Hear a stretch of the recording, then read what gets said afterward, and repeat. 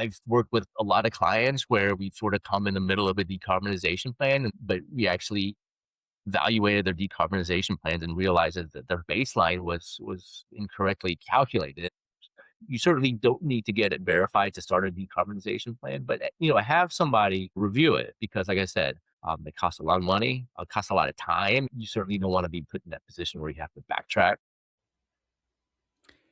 That's Dr. Albert Chung, Principal Engineer at GSI Environmental, a scientist, verifier, and decarbonization advisor who spent more than 15 years on the other side of greenhouse gas inventories, reviewing the work that companies submit for third party verification. In this conversation, we get into what verifiers actually look for when they first open up a GHG inventory, the red flags that signal trouble before the audit even begins. We talk about inventory management plans, why companies write them at the end when they should build them from day one, and what it means to create documentation that survives staff turnover. We dig into materiality thresholds, the spend based methodology trap, and why starting in Excel might actually be the right foundation, even for large organizations. I'm Aaron Stainthorpe, and this is the Carbon Management and Accounting Podcast. If you have questions, comments, or a guest suggestion, you can reach me at podcast@northstarcarbon.com. This podcast is brought to you by Northstar Carbon and Impact, the carbon and sustainability management platform built by sustainability professionals for sustainability professionals.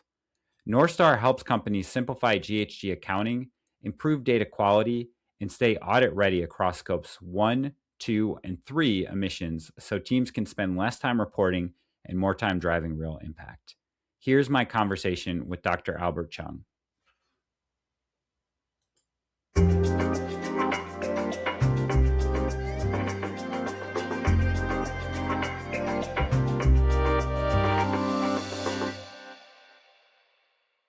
Albert, thanks so much for joining me today. I've learned a ton working with you over the years, and I'm really excited to share some of your insights with our audience here today. Well, thanks, Aaron. It's a pleasure to be here. I really enjoyed the time that we spent together. I'm really honored that I'm on the podcast. Great. Well, I think for people that don't know, you've been doing greenhouse gas verification for over 15 years.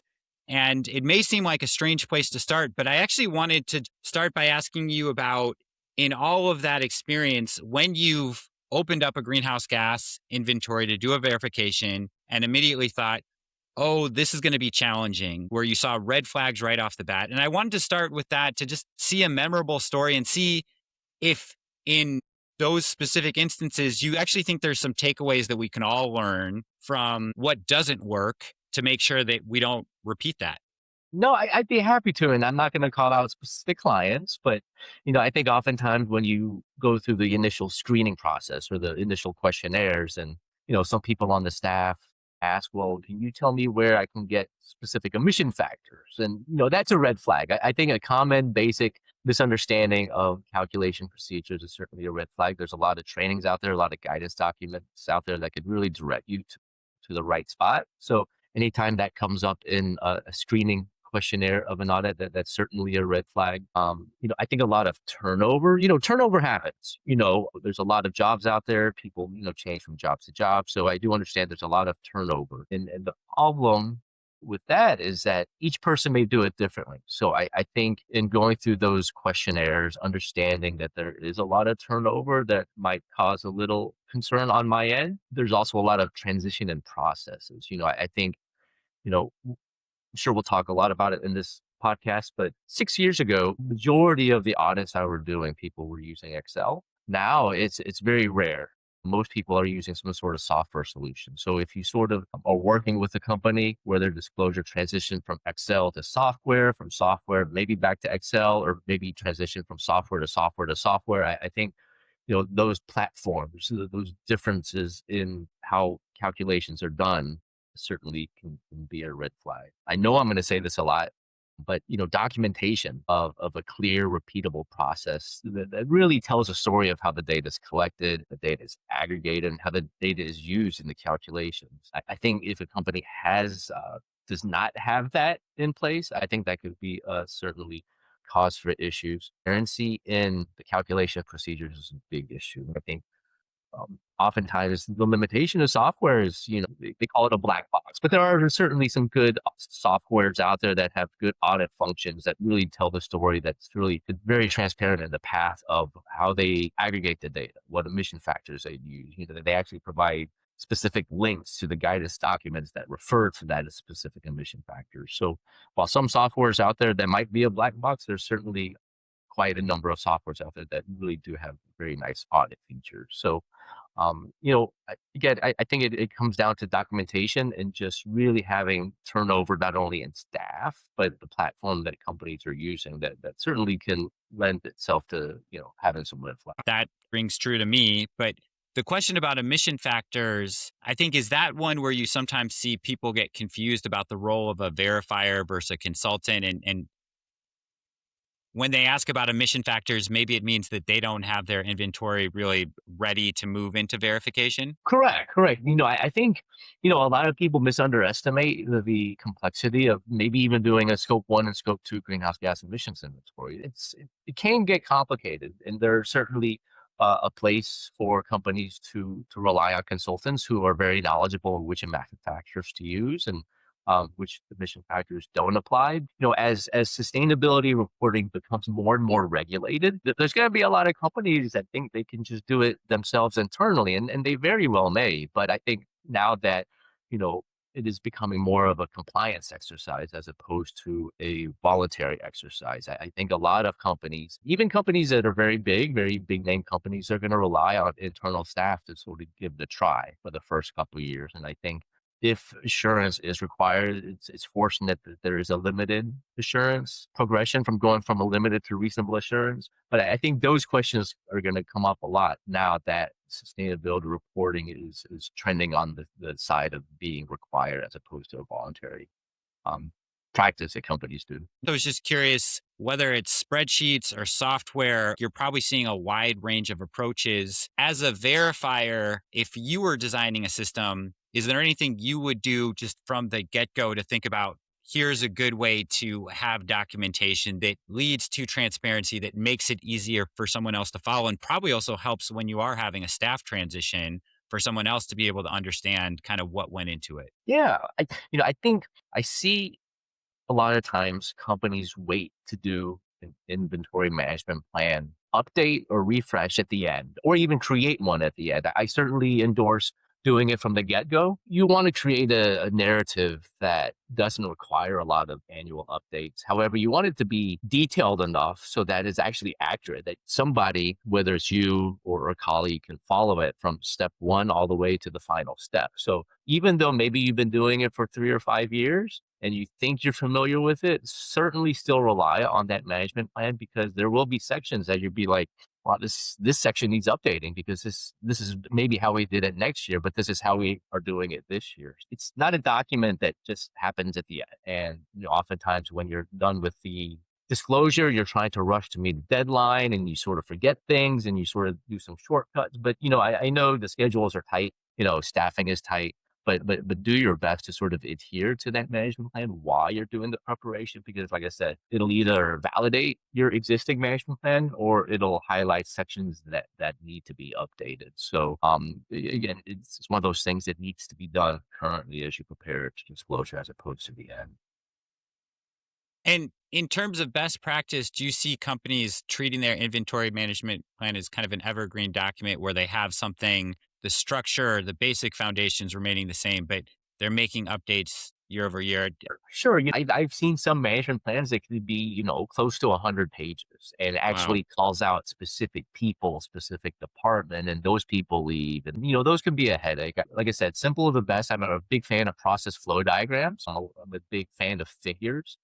Narratives can get a little wordy and you can sort of get lost in the weeds a bit with words. And, everybody has different writing style. I'm a big fan of figures, process flow diagrams to sort of indicate, what department came from the data and, what we did with it, and maybe have little flags for each process flow diagram saying what's happening in that little box and what reference guidance documents you used in that box. So I'm certainly a fan of simple, but also accurate enough to where it is reflective of how you're preparing your disclosure. I love thinking about that visual element and how diagrams can help clarify. And I wanted to then use that to transition to talking about scope 3 data. Thinking about that flow diagram or that way of organizing data, is there any advice that you would offer to companies when they think about their approach to data collection or methodology? And I was hoping to even talk about the trade off between spend based versus activity based, primary data versus industry averages. And I'm wondering if you have any sort of wisdom to share about methodologies and frameworks that you think have worked well. Sure. There's always going to be assumptions, regardless if it's greenhouse gas emission calculations or any type of calculations. There's always going to be assumptions. I think the important thing for companies is to understand is the material impact of the assumptions that they have to make because of a lack of data.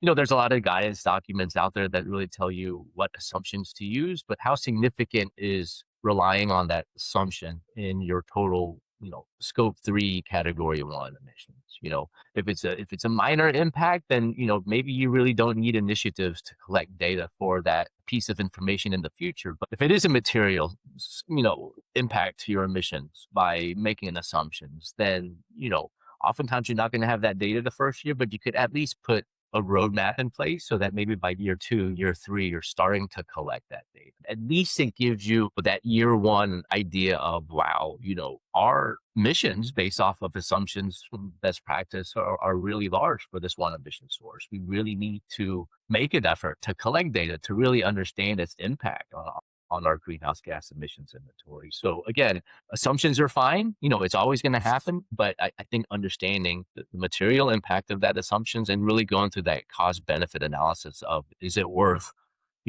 initiating a program to get more data for something it might not be significant, but you're going to have to start somewhere. And oftentimes companies start with assumptions. Can I ask, just diving a little deeper on what's material and not material? In some of the past work that I've done, usually we've used a percent number. So we've said things that are under 1%, we're going to consider not material. And I think some of the reason I ask that is just from personal experience, collecting the data and putting it into the inventory is often like a 6-month process for some of these larger companies. And so I was just curious, what's the resources that sustainability teams should be thinking about allocating to different things? And is there any reference that you'd give about how to think about what's material or what's not material? Sure. So yeah, I totally understand that resources are tight for companies. It might be a small sustainability group that really is leading the charge for these really company-wide, sustainability initiatives. So you really can't. It's really difficult to chase every material impact. But I think the ones that are maybe relevant to your industry, say if you're in food and beverage, and if a material assumption related to an emission factor related to how much wheat you are purchasing. Maybe that's something that's significant. I think really understanding your business operations and really understanding your resources and the cost of time, because there is a compliance aspect to some of this, whether it's not you're complying with a specific regulatory requirement or you have science-based targets or disclosing to a program that has certain requirements. You do have the cost of time working against you to some degree. So I think it's really understanding what you can attack, what you can bite off and chew, and going that route. But typically, from a verifier component perspective, material impacts are anything that results in more than 5% discrepancy of a statement. So whether it's not the emission factor or the actual data or the combination of the two, typically if it's greater than 5%, that's when we ask the companies sort of dig into things a little further and see if we could resolve that so that it's not a impact that results in more than 5% of the disclosed emissions for that specific scope or that category. No, that makes a lot of sense. The question I really wanted to ask is if you had any thoughts for sustainability practitioners about how to future proof their inventory. It's always hard to be prepared for what you don't know, and we don't know exactly how different guidance is going to evolve, where there's going to be required reporting versus voluntary. But I imagine that there's probably some principles, which maybe goes back to the transparency and documentation, that helps make the inventory more adaptable in the future, just knowing that this is going to continue to be an evolving space. So I was curious if you had any thoughts about how to think about future proofing your inventory, just knowing things will continue to change. Yeah, no, things will always change. Again, whether it's staff turnover or the platform that you use or, the greenhouse gas protocol updating their procedures, but things are always going to change.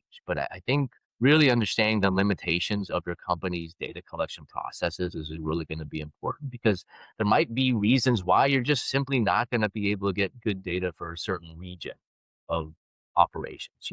It just might be limitations of maybe people power in that region, but understanding the limitations of the company that you work for and how they collect data in certain regions of the world. Some regions are more mature than others, but we can't expect, in an ideal world, all business divisions and all business regions will have similar processes and how they collect data and how they aggregate data and how they deliver you the data for the emissions inventory, but that's not reality. So I think having a clear understanding of the limitations of some parts of your business and conveying that in the event that you do get audited, conveying that limitation to your consultant or your verifier and having them assess that and make sure that is it material? Is this something based off of the interviews? Is this something that you can improve on, or is it just a lack of resources? But I think really understanding for the company that you work for, the pluses and minuses of how they collect the data can really future proof their specific greenhouse gas inventory. That's really helpful to think about. And so it feels like the more you can document where there's limitations, that's going to be really helpful for knowing some of the unknowns or the challenging spots in advance. It really is. It really is. And again, I think this really endorses the process of doing that plan from the get-go, from the start. Don't wait till the end. Maybe flagging areas or sections, providing this is something you don't necessarily need to disclose, but an internal risk matrix on, this area of the world is very difficult to get data. We're doing our best, but at least letting the people know who are preparing it that, this is just a limitation of how we collect data. So, because like I said, different parts of the world are different. Different parts of the business are different and they all do things their own way, unfortunately. But I think documenting that and having that realization that that might be reality really will go a long way in how you disclose and prepare your inventory as well as how you sort of respond to auditors' questions during the audit. Albert, we really haven't talked about this much before, but I believe you've also done work not just on verification, but also helping with decarbonization plans. And this is something that's I'm very passionate about, but it's interesting thinking about usually a greenhouse gas inventory is looking backwards, right? It's looking at kind of a snapshot of the organization. Oftentimes, I've found just with the time it takes to get data, you're looking 6 months back, a year back, sometimes even a little further. Versus decarbonization, you're trying to forecast forward the opportunities that you can do to reduce emissions. And ideally, those things should be as linked as possible, that the greenhouse gas accounting should inform decarbonization plans. But I was just wanted to ask if you can speak to any of the decarbonization work that you've done and how you see the linkage between doing good climate accounting and then that leading to decarbonization plans and then decarbonization implementation. Yeah, decarbonization can potentially cost a lot of money. It's very valuable, it's very important, but it can be very costly. So I've worked with a lot of clients where we've sort of come in the middle of a decarbonization plan and they're starting with a baseline that I wouldn't even say it needs to be audited, but reviewed by a third party because, maybe they've just been doing it the way they've been doing it, or the consultant has been doing it the way they've been doing it, and they do it the same way. But we actually evaluated their decarbonization plans and realized that their baseline was incorrectly calculated, and there were some misconceptions of assumptions and misunderstandings of how data can be used. But I think certainly you want to do a greenhouse gas inventory for several. You certainly don't need to get it verified to start a decarbonization plan, but have somebody review it because, like I said, it costs a lot of money. It costs a lot of time. It costs a lot of company buy-in that you have to get resources and a lot of different departments to really get on the same train. And for you to go back to them after you initiate some decarbonization strategies and say, well, we aren't really seeing the levels of reductions that we were anticipating because we found out later that our baseline was miscalculated or go through the process of getting it audited. So I think that's very important. You certainly don't want to be put in that position where you have to backtrack.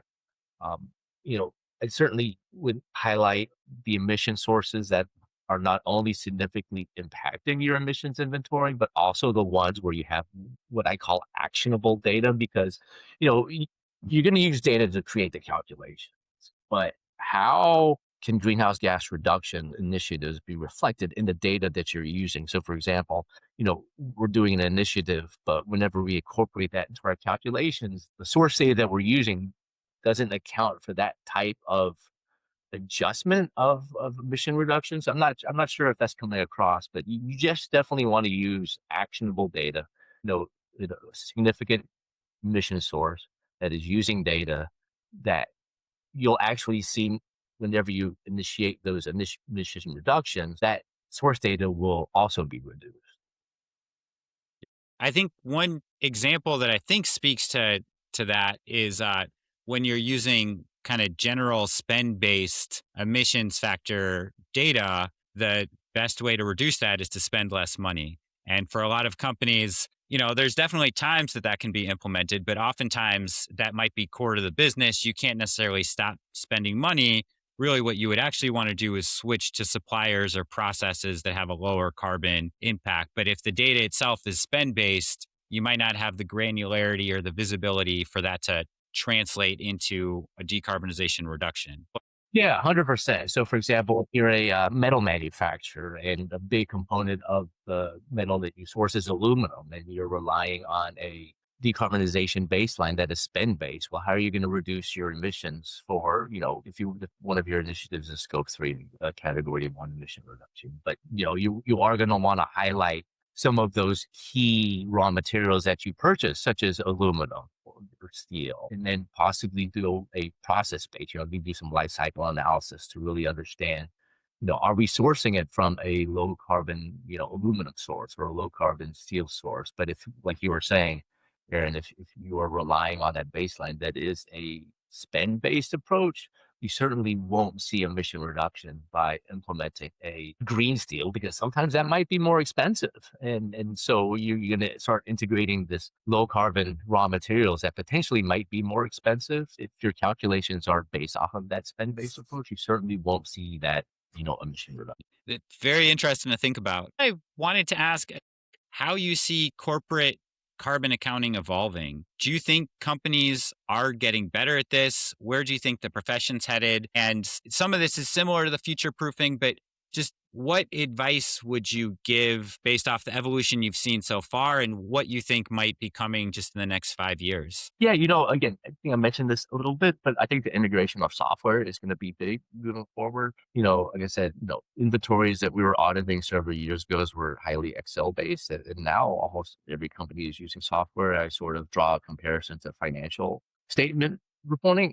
Pretty much everyone uses software, and I certainly think that as this becomes more and more of a regulated process, companies are going to rely on software more and more. Especially it's these large companies that are going to be regulated. The small companies where you can do it in Excel, I think they'll be fine in Excel. But as these regulations hit, the larger companies are going to rely on software solutions to help them with their compliance. I think being like having an understanding all the different softwares out there is going to be very important, because there certainly are a lot of software, good and bad out there that helps companies prepare their greenhouse gas emissions inventory. But I think, certainly being fluent in what software is out there, how transparent they are, like I said, companies are very hesitant to implement any sort of black box software. So something that has a very good audit trail, especially if scope three emissions are going to be required. I think people, we have a lot of clients that realize, well, right now we're only being asked to do scope one and two, even though we're a large company. I think Excel can sort of manage that, but